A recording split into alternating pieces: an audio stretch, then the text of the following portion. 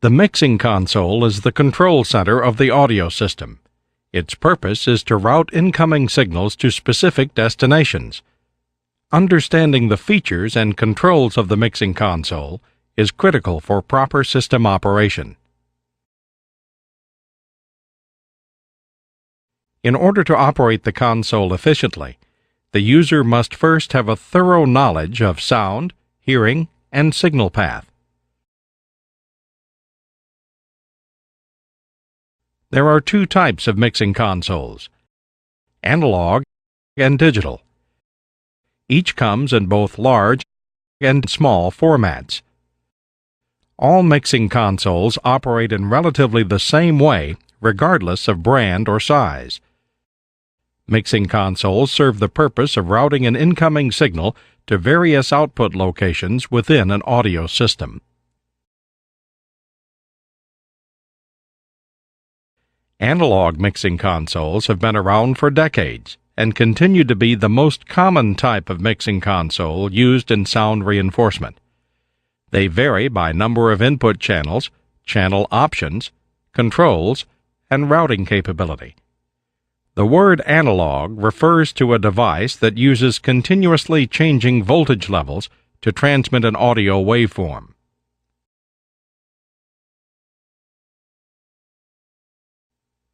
Digital mixing consoles convert the incoming analog signal into binary or digital information. This is the same type of information a computer uses. Within the digital mixing console, a computer stores information and can recall previously stored settings. Digital consoles incorporate multiple effects processors, store presets, provide automation, and are relatively small in size when compared to their analog counterparts. Digital consoles require a knowledge of audio and computer navigation and have a different feel compared to traditional analog consoles.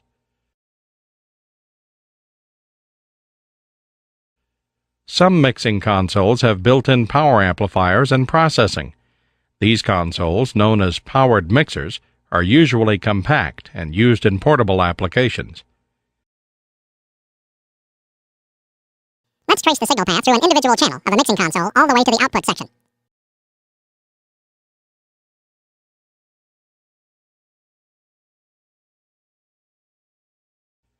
Most channels on the mixing console have both a microphone input and a line level input. Only one input can be used at a time. Remember, always match signal levels. The microphone plugs into the mic level 3-pin XLR connector. Line level sources should be connected to the 1/4-inch TRS or tip ring sleeve input jack.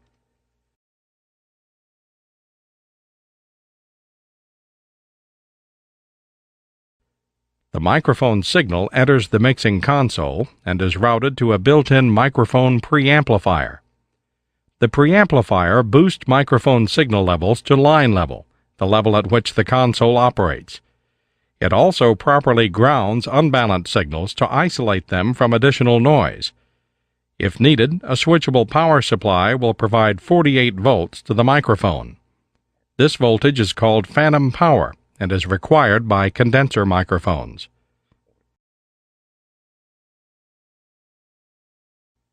The preamplifier introduces gain to the signal, which increases the level of the signal prior to entering the channel. This is known as a gain stage. The amount of gain is controlled by the trim knob and allows the operator to adjust the amount of signal level that will be passed through the channel. Think of the gain control as a master valve for the channel.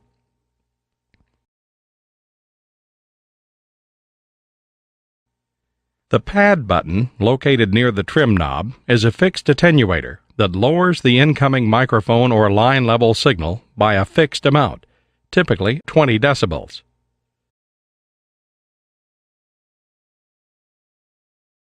The polarity button, when active, will invert the signal's electrical polarity. This feature is useful when multiple microphones are used to pick up a common source from opposite directions. For instance, when miking the top and bottom of a snare drum simultaneously, The bottom microphone should have its polarity reversed in relation to the top microphone. If you are miking an open-back guitar amplifier from both the front and back, the rear microphone should have its polarity reversed.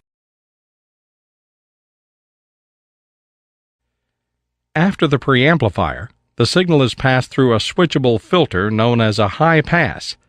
When engaged, a high-pass filter will roll off or steadily decrease the frequencies below the cutoff frequency by up to 12 decibels per octave.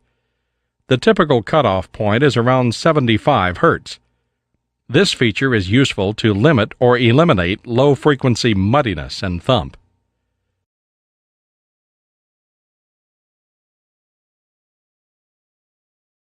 The insert is a 1/4 inch TRS jack that allows an effects processor such as a reverb unit or compressor to be inserted directly into a channel's signal path. The dry, unprocessed signal is routed out to the processor via the tip of the TRS connector. The wet, processed signal is returned to the mixing console on the ring of the TRS connector and inserted back into the signal path. Note that both connections are made using one cable. The insert feature is common to all sections of the mixing console, including the individual channels, aux buses, subgroups, left and right main outputs, and the mono main output.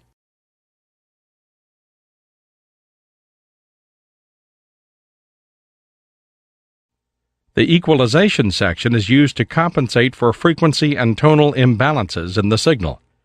The amount of equalization control offered by individual mixing consoles varies between simple 4-band controls, bass, low mid-range, high mid-range, and treble, to semi or fully parametric equalizers.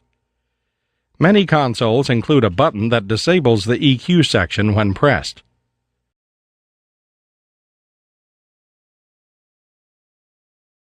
A direct out is an independent output of the channel's input source.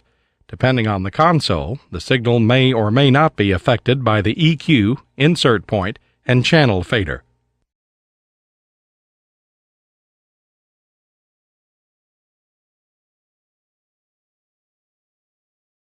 An auxiliary or aux send is used to route a signal or group of signals to an additional output other than the main outputs of the console. These outputs are commonly used to send signals to effects units, recording devices, or stage monitors.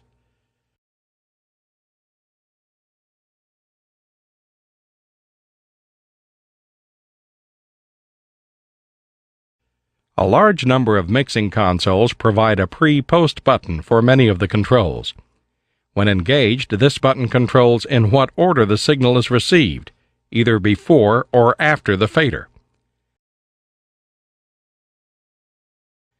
For example, if the auxiliary control has a pre-button, when activated, the auxiliary bus would receive the signal before the fader. This means the auxiliary control will be completely independent of the fader. If it's inactive, the auxiliary channel signal would be received after the fader and thus affected by the position of the fader.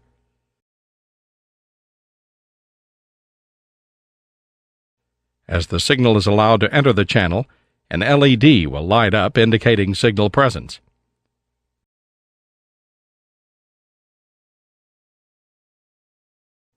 Pre-fade listen, or PFL, is a feature included on most consoles. When activated, it allows the user to monitor the channel's signal before it's affected by the channel's fader. This is helpful when the user wishes to listen to a channel without it being sent to the main output section. The main level control for the channel is the fader. The fader determines the amount of signal that will be sent to the mixing console's main outputs, as well as any subgroups.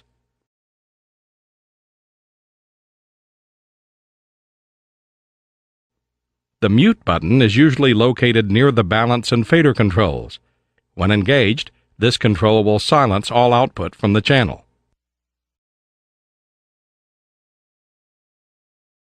The left-right balance, or pan control, allows the user to determine what percentage of the signal will be sent to the left or right output. This allows the operator to place sounds within a stereo mix. The pan control is also used to route the signal to different subgroups when the channel is assigned to a subgroup rather than the master left-right output. Finally, the signal is routed to the output section after it is assigned to one or more output groups: the mono output, which bypasses the pan control, the main left-right outputs, or one or more subgroups. Let's follow the signal through the mixing console's output section.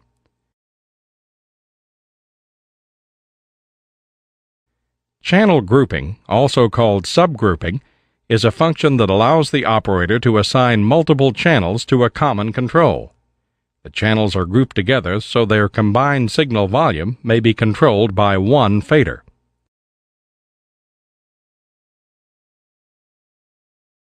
Subgroup mixers have a few additional buttons and knobs. A set of buttons is located on each channel, allowing the operator to select which subgroup or groups they wish to send the fader signal to.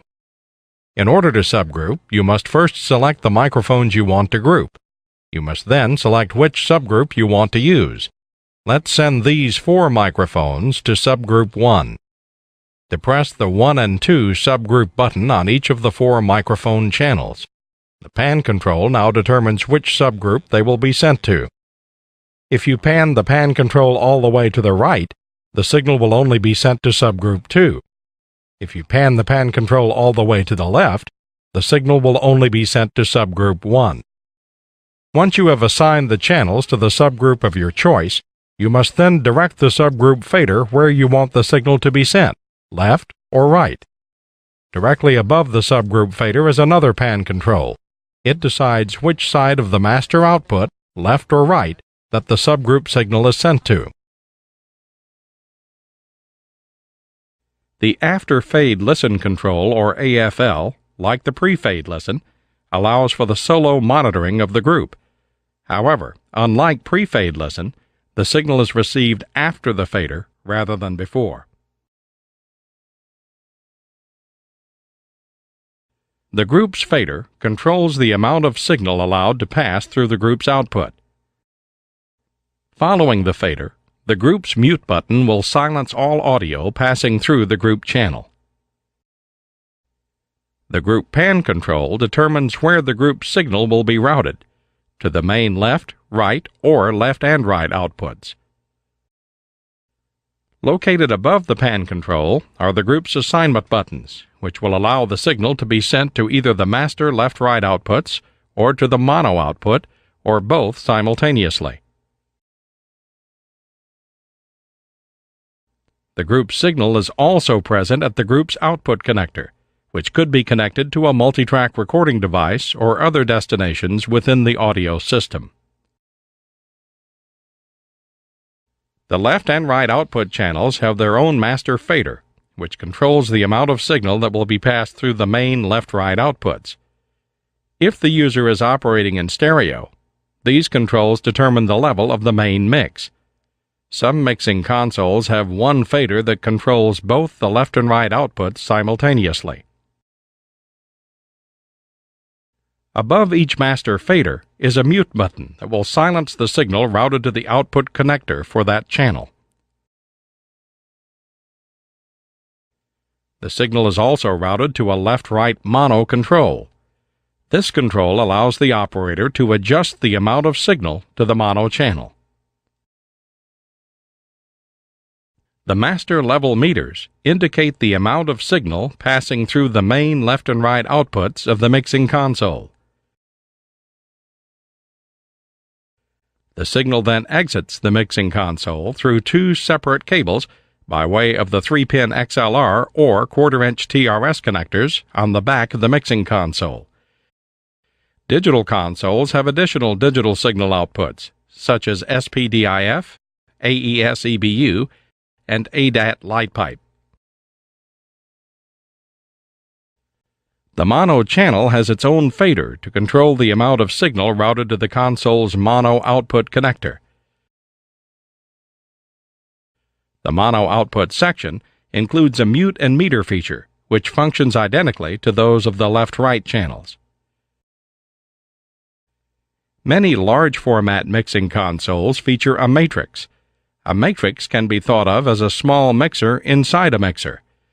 A matrix can receive signals from the main left-right, mono, and subgroup outputs. It can be used to route the signals to a multitrack recorder, auxiliary loudspeakers, processing, or in-ear monitors. Mute groups are program settings the operator can use to recall the on-off status of all channels, previously stored as a snapshot. The snapshot records the on-off status of all mute buttons and stores them into memories. The memories are recalled by the operator to easily turn on and off multiple channels with one button.